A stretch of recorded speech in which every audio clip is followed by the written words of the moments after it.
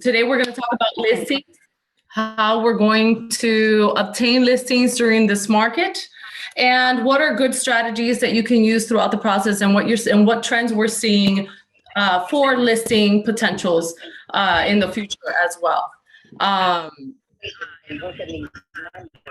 If you guys could please mute yourselves. Oh, I think I got it.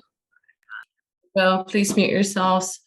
All right. So every morning on Thursday, 11 o'clock, Mastermind. Today is a Freedom Day. As you already know, those of you that have been here, type on the chat, it's a Freedom Day. What does freedom mean to you? David talks about his meaning of freedom all the time. Freedom for David is the freedom to be able to do whatever he wants to do, to deliver, to give to people, for our family. Freedom for me means peace of mind. It just peace of mind that I have what I need to be able to sustain my kids, to be able to be a good wife, and that I don't have to be stressing out, having to push and work really, really hard every single time to be able to give my kids everything every single day, every single year. We push now for a better future. Everybody has a different sense of freedom. Freedom means something different for everybody. So I want everybody right now to say it's a Freedom Day. Put it on the chat. Interact with me. This is my first time doing this on the Zoom for David, so bear with me. I don't have his same energy, so I had to actually drink up some Red Bull to bring it up a notch. But it's going to be a good day. It's a Freedom Day. So type it on the chat. I will be asking some questions throughout the way to engage with you guys. I do want to hear what you guys have to say and what you think and what's missing, what's not missing. So we'll do that throughout the time frame. There are still some people hopping on. So like I said, today we're going to be talking about listings. One thing that we're seeing on the market right now is that there's a lack of listings, a lack of inventory. What is this doing to us right now? Basically, if you have buyers, which is easy to find buyers even with high interest rates, is the buyers are still with high interest rates not able to purchase a property in an affordable price. Why? Because where there's a high demand and low supply, the prices still go up, and we're still seeing that today, even though the interest rates are higher. So the whole idea with the interest rates going up is obviously to affect inflation, to be able to reduce inflation. But with a lack of inventory, unfortunately, we still have that happening, right? So with that being said, we need to get out there. We need to touch the market. We have to find different ways to get listings, and everybody still has to move, and there are still that need is still there, and there's so much equity right now. People are just afraid. Okay, people are afraid to make the moves because they don't know if they're going to be able to find a house somewhere else. So maybe it takes you getting out there and finding the house that is not listed, and there's so many ways that we can do that, but essentially knowing what your client needs and where those properties could be located and how you find the need in the sellers is how it's going to take it to the next level, right? To be able to find a property for your buyers, or be able to list properties and get new buyers, okay, and change the market. So Michael, I think there's people that are trying to get in. If you can help with that. So I have a small presentation. We're going to make today sweet and simple. Am I able to share, Michael? Yeah, you're good. All right, share screen.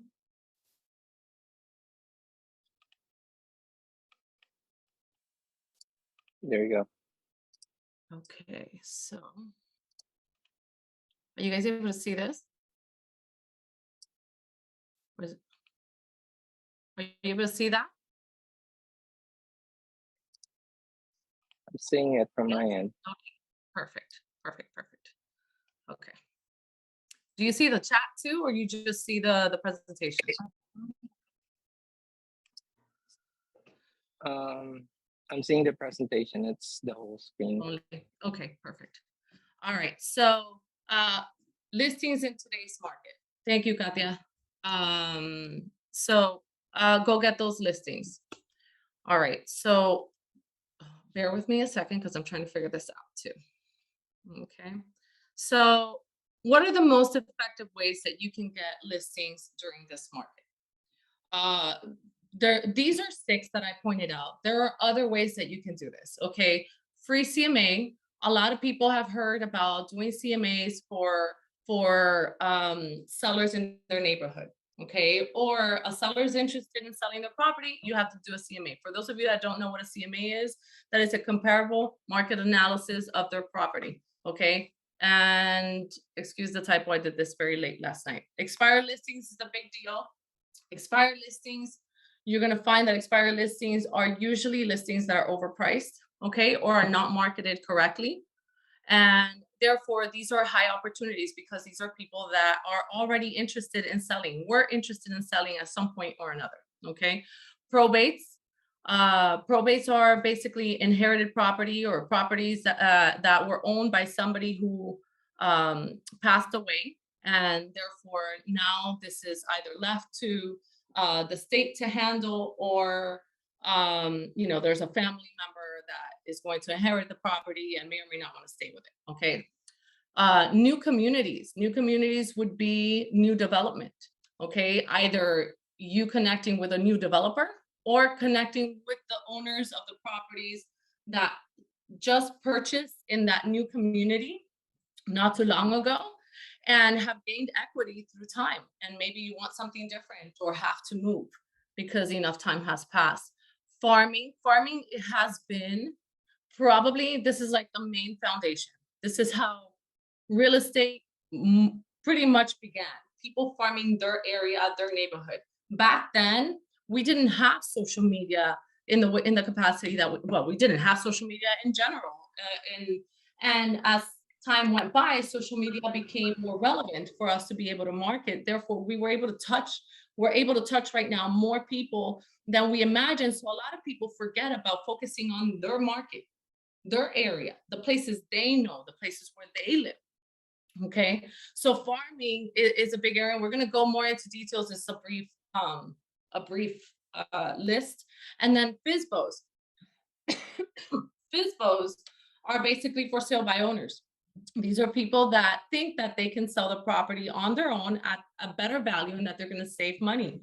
Okay. They don't realize that a lot of times they lose more money by listing on their own, even when the market was hot. Okay. And FSBOs are such a great opportunity for you guys to touch on. So please mute yourselves. Looking at how different metrics Okay, next. Okay, so let's talk about free CMA. So for a comparative market analysis, you can offer this on social media. You can put that out there. Hey, anybody that wants to know what their property is actually worth right now.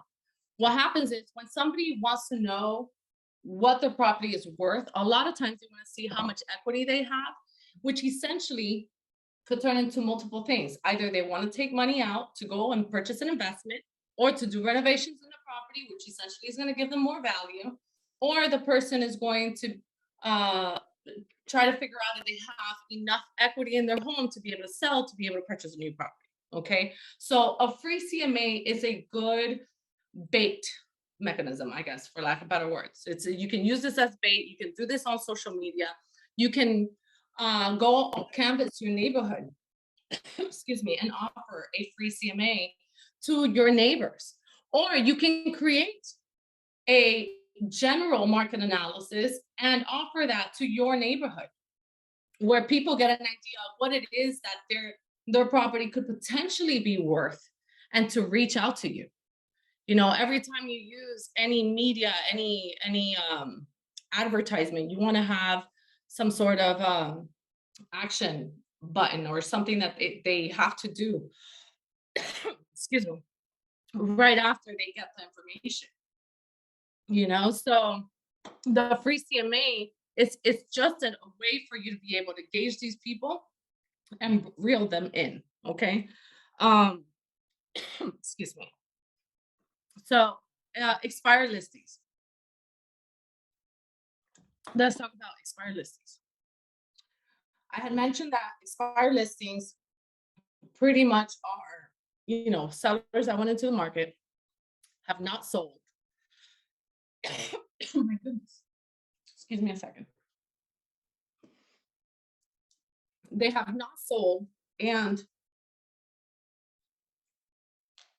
it could be because they were either misled by the realtor that they used, or because the property was not marketed correctly. I know last year, 2021 and 2020, the properties were just selling. They were just selling, but there were still some expired listings. Okay. So the idea is how do we determine what it is that's wrong and help these people, because they're still interested in selling at some point or another. Okay. And you can either focus on the neighborhood that you are working on if you're farming, and look at, okay, what listings expired, look at what the market looks like in that neighborhood, and and then say, okay, did this expire because the price was wrong? And does that even mean that the seller won't sell unless they get that value? A lot of times that's not what it means. So a lot of people stay stuck on, okay, I found the expired listings, but the price was too high. That's probably why it expired, and they don't do anything about it. So instead of doing that, get the list and go up to the person, try to get their information in exchange for content or information from you to them. Okay, so for example, if I find a list of expired listings in my neighborhood, I'll probably go knock on their door and find out, sit down with the seller and figure out, okay, you wanted to sell recently. The property did not sell. What happened? And in addition to finding out what happened, find out why they were trying to sell. And then tell them, listen, a lot of times when a property stays on the market for too long, it could be because the price was high. Maybe you saw the pictures were wrong. Maybe let's try an attempt with better marketing. Okay. So, when I put here 6 to 24 months, I would say target listings that have been expired for more than from 6 to 24 months. Why? Because after 6 months, those cold callers, those agents that have the systems like Vulcan and stuff like that, they don't call anymore. It becomes quiet for them. And it's highly likely that after 6 months, their property has gained more value. So target those people, the people who have had expired listings in the last 6 to 24 months, and then see if you can actually get your foot in the door. When I first started this industry, the biggest thing that they would tell me was try to get your foot in the door. Once you get your foot in the door, there's a little bit more trust. Now they want something from you. They're giving you an opportunity. So 6 to 24 months, in order for you to have a little bit more of an effective approach on those expired listings, because they do get a lot of profiles at the beginning. Now, if you're aggressive, get Vulcan or contact them right away. There's other softwares out there that you can pay for to get expired listings, but learn what to say to these people. In a lot of, and we'll discuss this a little later on, is finding out what is their motivation to sell, and using that to be able to help them make a decision to list again with you, and why you're better. Okay. Probates. So when I was a real estate agent, which I should have introduced myself at the beginning with a little bit more detail, but I've been in the real estate industry for about 10 years now. And I ran a team as well. I had a top producing team. I also helped David with opening up our brokerage and getting to 200 agents. But when I was doing that, I decided to focus on probates. And the reason for that was because I wanted more listings. So the thing with probates is For those of you that don't know, somebody passes away, there's a property left behind.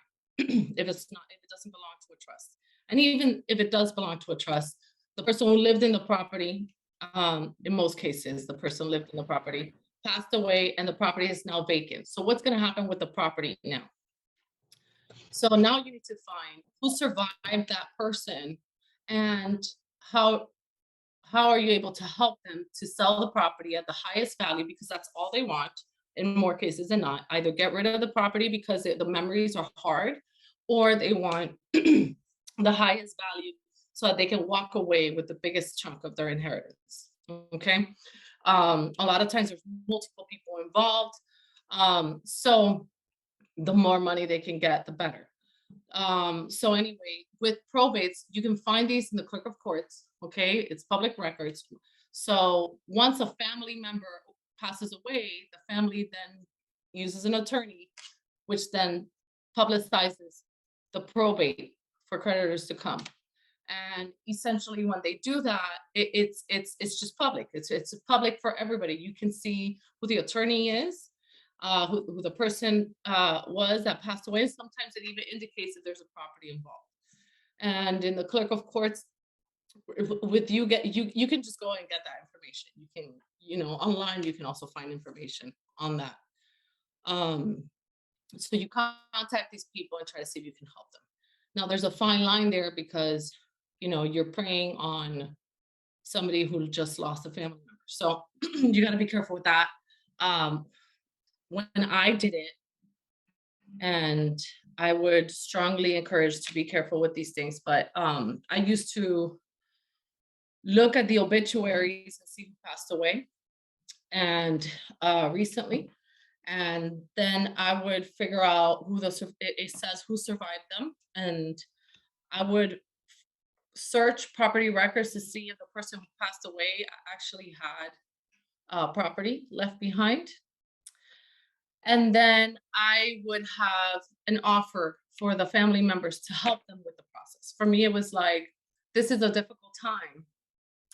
I'll help you with, the moving any remaining furniture.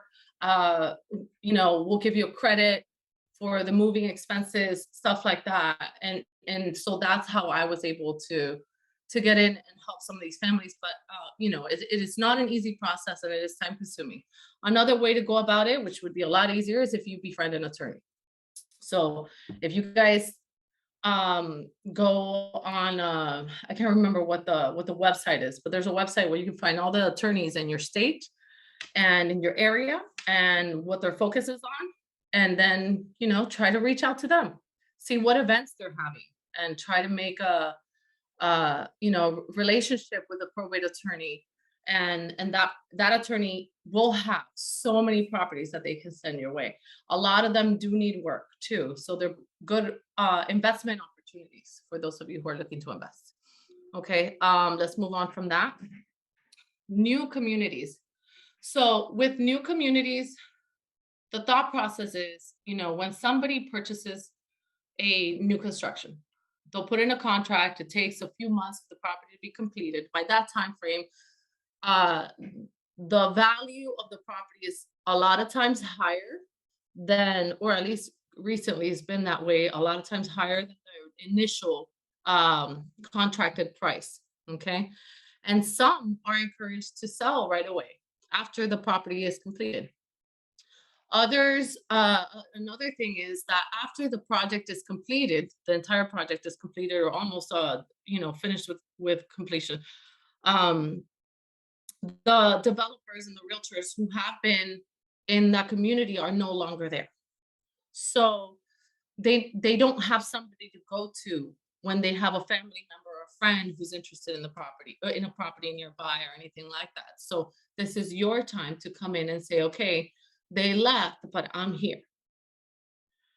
All right. And to also provide them with information on what their new values are in that neighborhood after they've moved in. Okay. Farming. Farming is basically very specific. Farming could be, mostly in the past, it's always been your neighborhood. So you can either put, this is very antiquated, but it helps because it's all visual. The more people see you, the more people like you, the more people trust you, the more people feel like you are the professional. Even if you just started, the more they see your face, either on social media or on print, they are going to trust you. So if you take your neighborhood and you create a brochure and you leave it in businesses, if you put an ad on a newspaper, local newspaper, which is still, that is still a thing. People, older people still look for that. And those are the people who have properties right now. Still, a lot of them have properties with a lot of equity. And I hate to say it, at some point or another, they are going to have to sell, either to downsize or, you know, moving on to the probate section that we just spoke about. Okay. So anyway, the newspaper is one thing. If you create a small magazine for your neighborhood alone, and you just put the stuff that's happening around there, and you talk to the owners in the neighborhood and you promote their business, they're more than likely to give you more business. Even if it's a small one, it could be a 2-pager, 3-pager, something that people could look forward to, but you have to be consistent. Create events for the community. There's a top producing agent that has been so successful with this. His name is Riley Smith. He's in Coconut Grove, here in Florida. And Riley Smith does the same market analysis. I think it's every quarter. And he basically gets everybody from the community already knows that he does this. They know him for this. So they go to his market presentation, and who else are they going to trust? They trust him. He's the highest producing in that area. Everybody knows who he is, but because he's been consistent. Okay, there's a group that I'm not really a fan of, but I have to give them props for being the face. They have bus benches. Okay, they have their own magazine and everything. They're around my neighborhood. I won't mention their names, but whatever. The whole purpose is, what can you do that is visible to everybody? Mailers, as old as it might sound, mailers are so important because they get to the door. They get to the person's hand. And if you put your face on there and you do this consistently every single month for at least 6 months, for the ones that give the weekly reports, hold on, Daniel's asking a question. It's not a weekly report, it's a quarterly report. Is for Riley Smith does for Coconut Grove, and there is somebody that does a magazine, and their name is Carmona.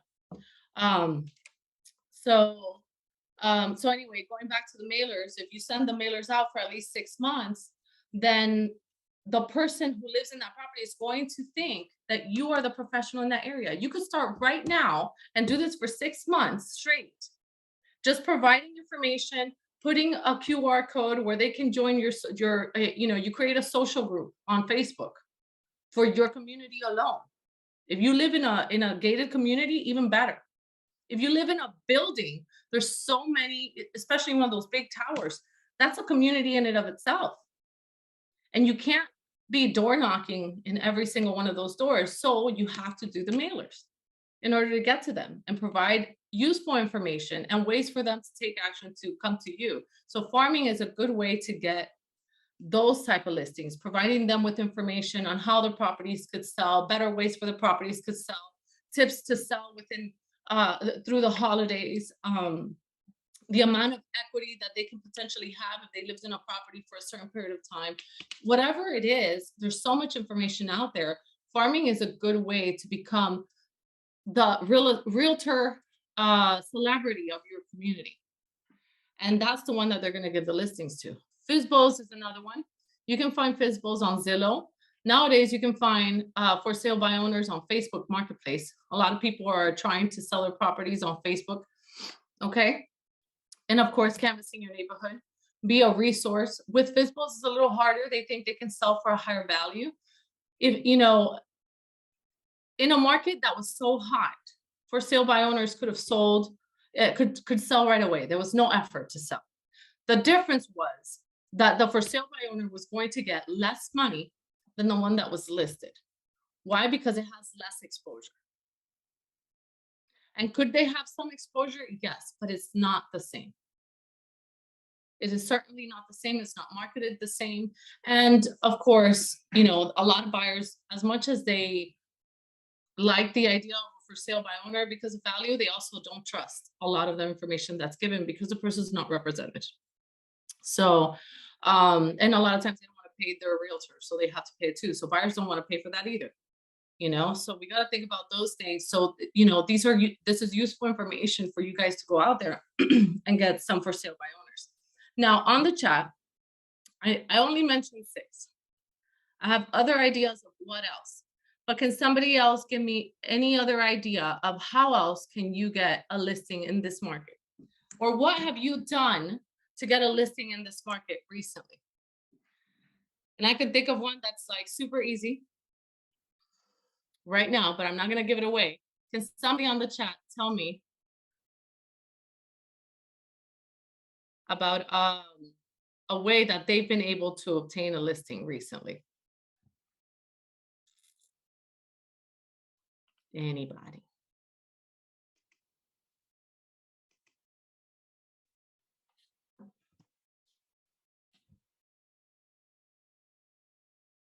All right, contractors outside the home. Aline, you want to elaborate on that one a little bit? Unmute yourself and tell us how did you get that? Of course. So usually when you see contractors outside the house making any renovations, it's possibly because they might want to, spruce up the house in order to put it on the market. So sometimes you see the contractors outside, you could ask them a couple questions, see if they know anything about the owner and if they possibly might want to sell or if they mention anything during their consultation, and then get an idea if that's what they're looking for. They possibly haven't found an agent. Thank you. That is very, very smart because you don't even have to talk to the owner right away. You're already getting information, all the information you need, and then now you can come in with useful information for the owner. Okay, they're doing renovations. So what does that mean? What will the property value be after they do those renovations? How much more equity could they potentially have? Why are they trying to do that? Like, not only just to sell and get equity, but what's their motivation? Is it because, family member moved out, all their kids moved out? They want to get closer to the grandchildren. So, that's potentially information you can get from contractors. Thank you, Aline or Alan. May Reed said dropped off business cards at a store. So the dropping off business cards at a store is similar to the concept of the mailers and having your face and information out there. That is so easy, so simple. Sphere of influence. Penny, thank you. So that's one of the ones I was thinking about that I wasn't mentioning right away is your sphere of influence. Obviously, the people the more they know that you do this, the more they know that you have, properties for sale. Penny gets a lot of listings. So, she's able to promote them. The people who do not have listings right now, talk to your sphere of influence. And I'm not only talking about sphere of influence, the people that you're trying to sell to, I'm talking about people that can help you. Talk to them and see if maybe you're able to promote their listings as well and put yourself out there as a professional agent to that lists properties, or that presents properties or that markets properties, and you can get buyers from that too. Follow up with past clients. Thank you, Claudia. With following up with past clients is so important. I think, David harps on this so often. A lot of agents close on a deal and just forget about the client. That's it. I got paid, walked away, and they forget about the past clients. Every year, the average is about a 4% increase in value on a property. Just recently, we had a 20% increase in value on a person's property, from the year prior. All right, that was 2021. How many of you guys actually reached out to your past clients to try to get them to list their properties, to sell and get the highest value? How about the past clients that you knew were investors, or you knew moved into a property that was smaller because that's all they could afford at that moment, and now can move into something bigger and use that equity to have an affordable monthly payment on a bigger property? This is, this is key. Fear of influence and follow up on past clients tends to be the easiest ones too, because these are based on referrals. This is people you've already spoken to. They already know you. A lot of times they like you, they trust you. We know that's half the battle. Thank you guys for participating. I'm going to move on to the next one. So let's talk about getting the deal. What to do at the appointment. So some of you are probably experienced, and I know like Penny is experienced. I can tell Claudia is as well. And a lot of you guys have a certain process in order to get this listing. Okay, you sent out the mailer, you called your past clients, now you're in the house. So what do? Like anything else, the main thing is why. Why is that person moving? And why is that important? Why is going to be your hot button? I used to be in sales prior to being a realtor. And in learning sales, the biggest thing was we used to call it the hot button. Okay, I used to be a sales rep for LA Fitness and 24 Hour Fitness. There's a hot button. What gets the person moving? Why does that person have to sell? Just like David asked you guys, what is the reason that you guys are doing what you do? There is a reason why they are doing what they do. And how are you going to help them? Because the why is going to help you determine the solution. All they need is a solution to their goals, a pathway. Okay. So, on the chat, why could a seller be wanting to sell? Give me a hard one. Or why would they bring you in for an appointment? Let's ask that question instead. Why would somebody bring you in to an appointment, to a listing appointment?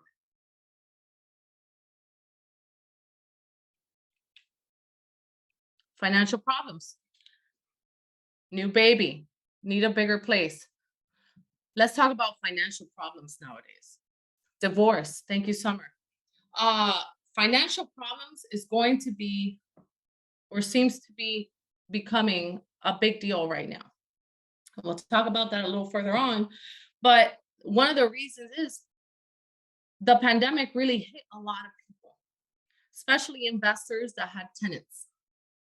So investors that had tenants that couldn't take out their tenants now are, they have been responsible for making these payments and could be finding themselves in financial distress, because that's also how they made money for themselves. Okay. Inflation is not just in the property values, it's also in everything. Gas is up, everything is up. Our money is becoming thinner and thinner as time goes by, and people are not able to afford that. There are other people that have taken home equity loans to do things on their properties, and who knows, maybe the monthly payment is too high at this point. There's a lot of that has been taking place, a lot of renovations too, where they intended to pay them off and probably couldn't. Let's see, we have new baby, need a bigger place. That's a big one. And those are my favorite because they're so excited. They're so excited. It's a new chapter in their life. So when you're targeting somebody that's looking for a bigger place or new babies, who do you think you should be in relationship with? Midwives, gynecologists, See if you can put some of your information in their offices. You know, new parents, you know, putting some information on how new parents can afford purchasing a property that is a little bigger to be able to, you know, sustain their family or hold their family, not sustain it, but hold as many people as they're trying to have. Divorce is a good one. Not a good thing, but it's a good one. Divorce, a lot, it's very rare that you're going to find that the people are deciding to stay together. But one of them, a lot of times, wants to stay with the house, and usually is the woman. A lot of times it's the woman, although, you know, of course, the men do too.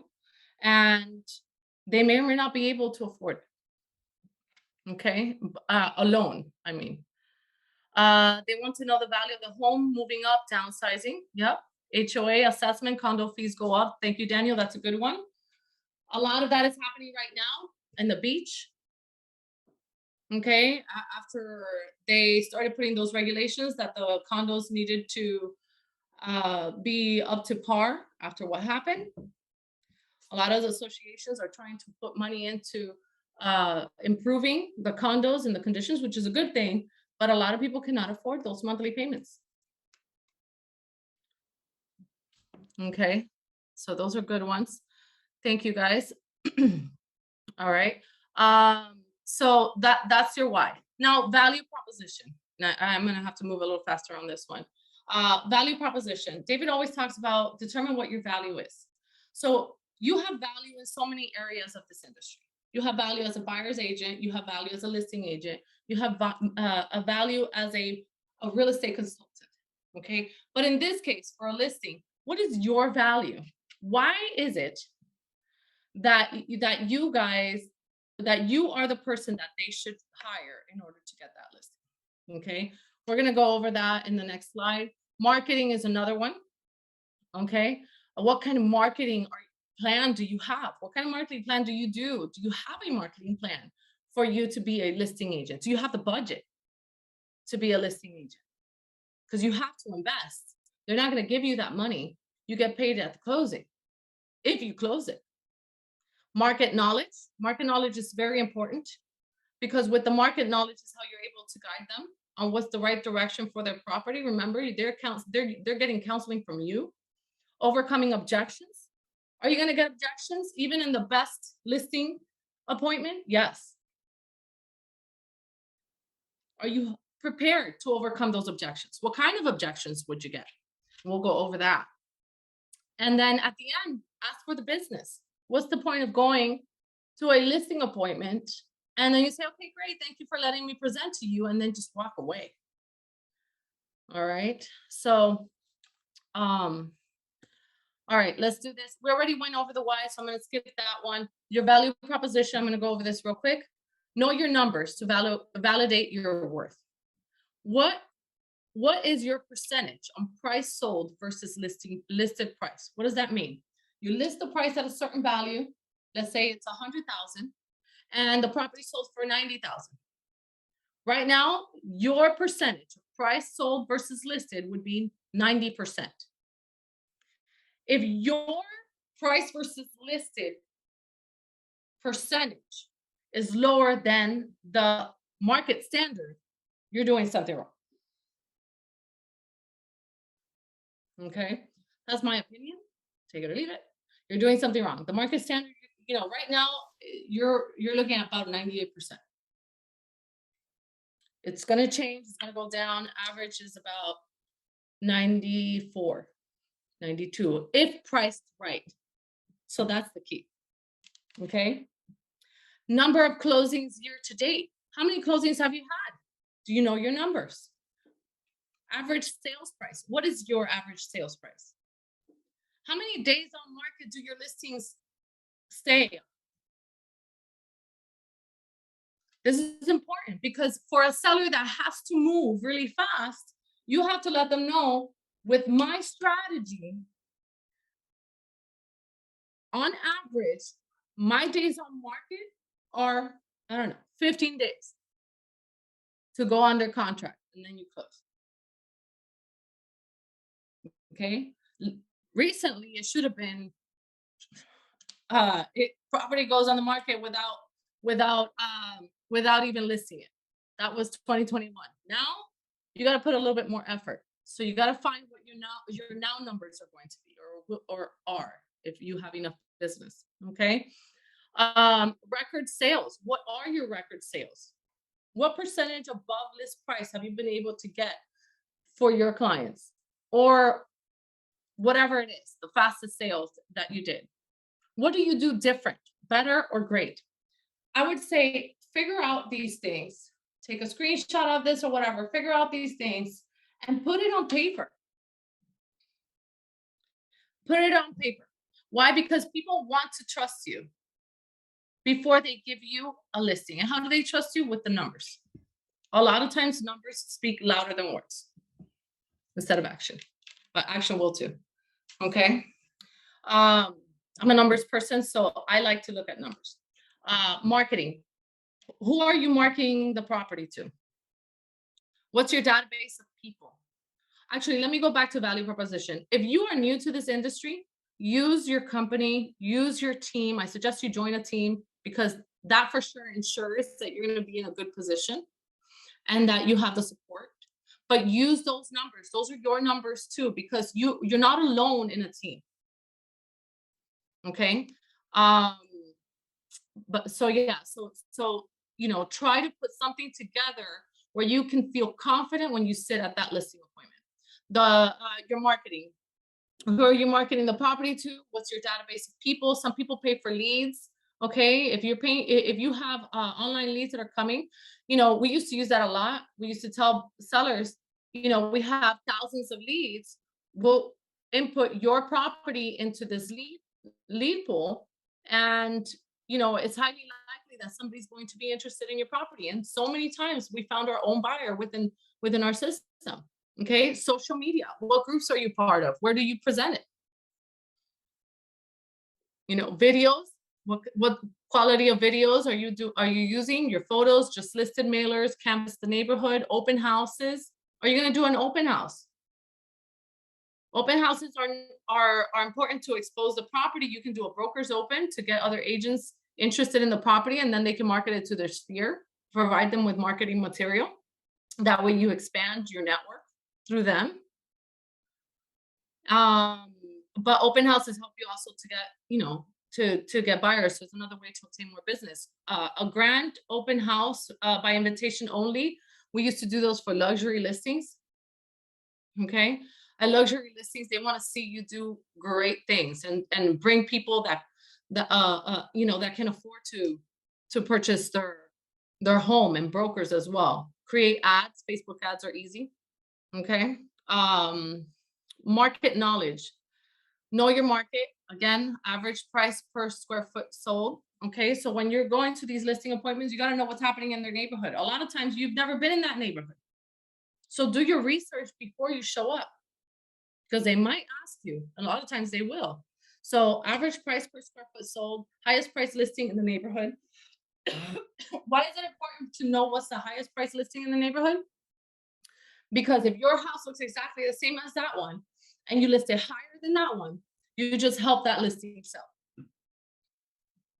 That listing has higher potential to sell than yours if they're similar. Okay, so just be careful with that. Lowest price property in the neighborhood as well.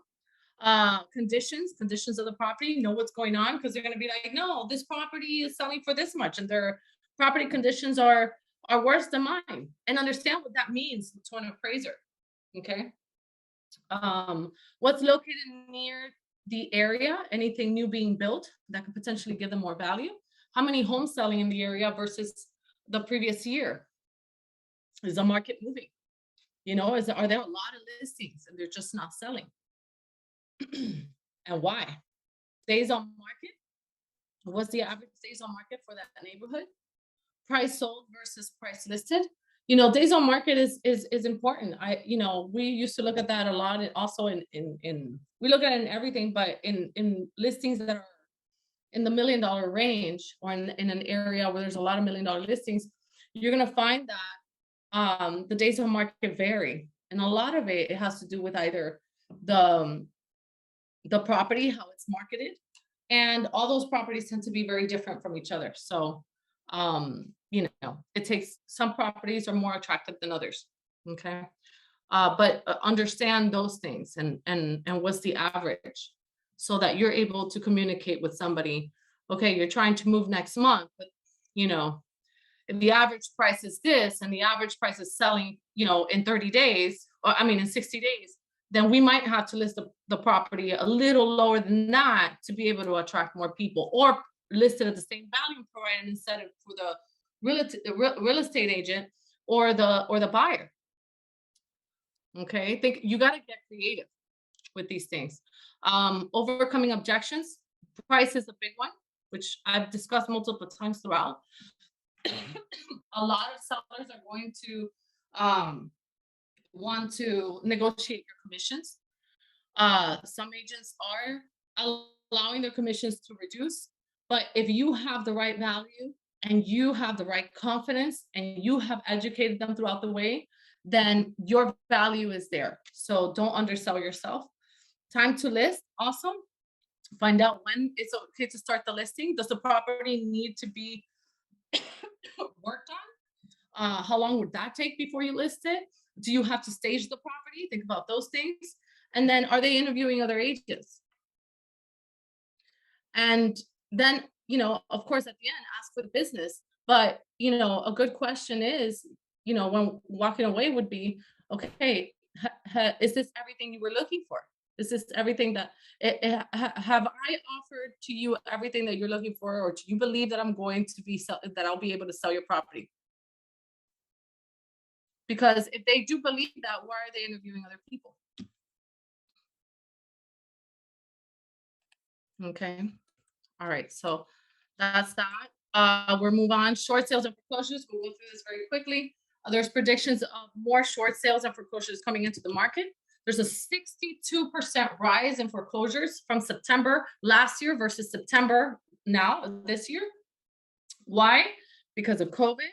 That's the pandemic relief expirations that we were talking about with regards to investors that have had the property rented and couldn't gain any profit from their properties. They just, they might have not been able to pay those out. Okay, it went out too long. So those are some of the reasons why so many foreclosures are coming. A lot of people have been submitting applications for foreclosures right now. They cannot afford where they're living. Homeowners insurance has gone up, etc. Okay. So start looking at that. There's a certification that you can get as well that'll help you understand. For those of you that don't know, foreclosures, obviously you haven't been paying your property for a long time, you can afford it, and the bank takes the property from you. And then, or the association, if you don't pay for your association, the association also has the right to take the property, foreclose on you. Short sales would be when your property is worth less than what it could sell for. Okay, so then the bank forgives the difference. Right now, there's not a lot of that because there's a lot of value. But if the person took out a lot of equity on their property and decides to sell in the next year or so, if they took out money to do improvements or whatever, and they decide to sell in the next year, since the prices are adjusting, it may or may not happen that you'll find yourself in a position where they have to short sell. Okay. All right. I am done. We've got just a couple minutes. We got 6 more minutes left. Any questions? Any questions? Let me stop the share.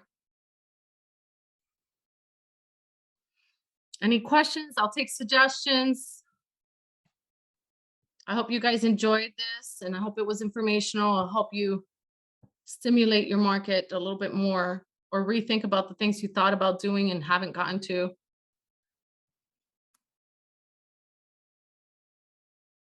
You're welcome, Kat. You're welcome, Claudia. Any questions, anybody? Is there a structure to present the seller our services? You know, there's certain companies that offer uh marketing materials and stuff like that. There's not a specific structure. Those you would have to create yourself. I would suggest you get on Canva and get that. And try to put together the value. You know, if you're in a team, the team more than likely has a listing presentation that you can use with all that information on there. If you're not in a team, you're an individual agent, create a damn listing presentation like ASAP. How do you not have one where you can sit in front of a seller and say, this is me, this is what I do, and this is how I can be better for you? Okay.